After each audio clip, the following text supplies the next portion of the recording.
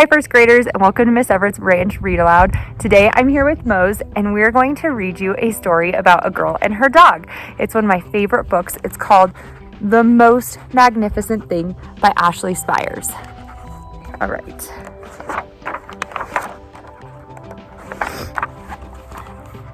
This is a regular girl and her best friend in the whole wide world. They do all kinds of things together. They race, they eat, they explore, they relax. She makes things. He unmakes things. One day, the girl has a wonderful idea. She is going to make the most magnificent thing. She knows just how it will look. She knows just how it will work. All she has to do is make it, and she makes things all the time. Easy peasy. First, she hires an assistant. My assistant left the job early. Next, they gather their supplies. They set up somewhere out of the way and get to work. Is she actually out of the way? The girl tinkers and hammers and measures, while her assistant pounces and growls and chews. When she is finished, she steps back to admire her work. She walks around one side. Her assistant examines the other side. It doesn't look right. Her assistant picks it up and gives it a shake. It doesn't feel right either. They are shocked to discover that the thing isn't magnificent or good. It isn't even kind of sort of okay. It is actually all wrong. The girl tosses it aside and gives it another go.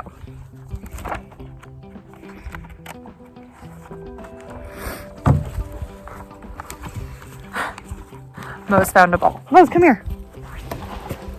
This is his favorite thing in the world.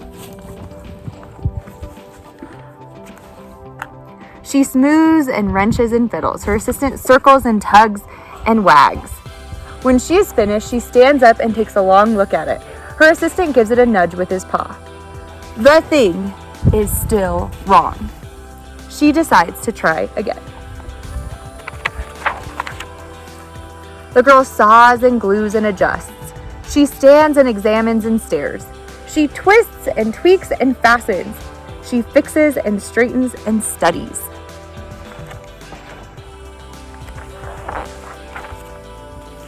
She tries all different ways to make it better. She makes it square.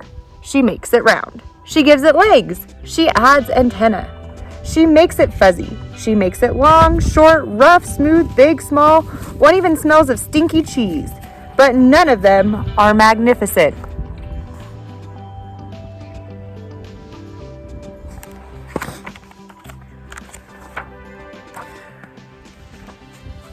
I would say she's using a growth mindset right now because look how many times she tried.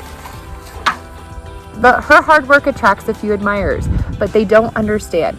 They can't see the magnificent thing that she has in her mind. She gets mad. Do you guys ever have a squiggly mad mark over your head?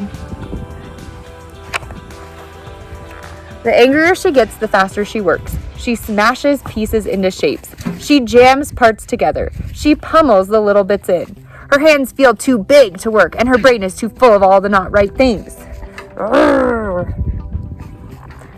If only the thing would just work. Oops, sticky pages. Crunch. The pain starts in her finger. It rushes up to her brain, and she explodes. It is not her finest moment. I'm not good at this. I quit.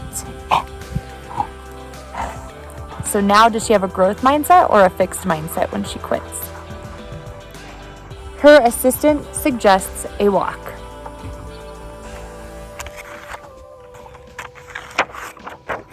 Look at my book reading assistant. Oops. I don't think he understands his job right now. All right. It's not much help at first. But before long, she starts to feel different. Bit by bit, the mad gets pushed out of her head.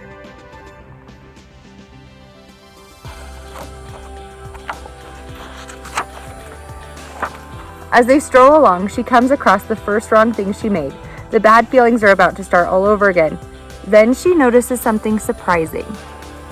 There are some parts of the wrong things that are actually really quite right. The bolts on one, the shape of another, the wheel to seat ratio of the next. There are all sorts of parts that she does like.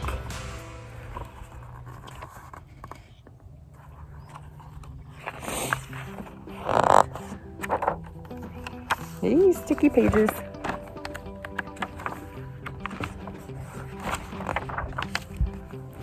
By the time she reaches the end of the trail, she finally knows how to make the thing magnificent. She gets to work.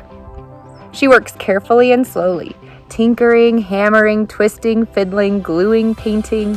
Her assistant makes sure there are no distractions. This is the perfect thing to ward off bears. This will stop that leak. This one's all wet. The afternoon fades into evening. Finally, she finishes. She alerts her assistant.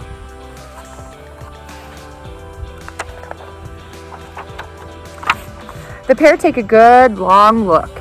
It leans a little to the left, and it's a bit heavier than expected. The color could use a bit of work too, but it's just what she wanted.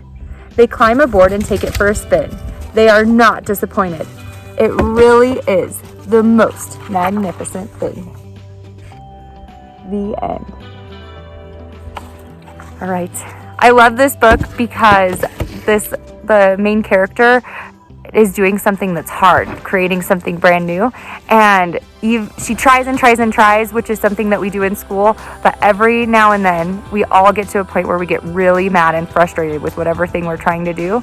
And I love that her assistant, her pup, convinces her to take a walk, and when she comes back, she's able to think of something. So I think that's a good lesson for us to learn as people, that it's good to try, but when you get to the point of really being frustrated, it's okay to take a break and come back to whatever you're doing. Mose and I are going to say bye now. I think he'll do this trick for you. Come here, Mose.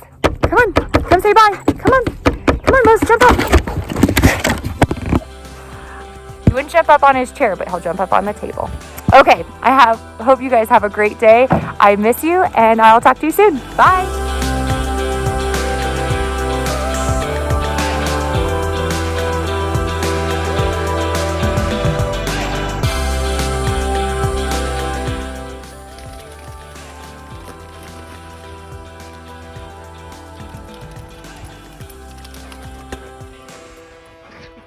Oh, let it go.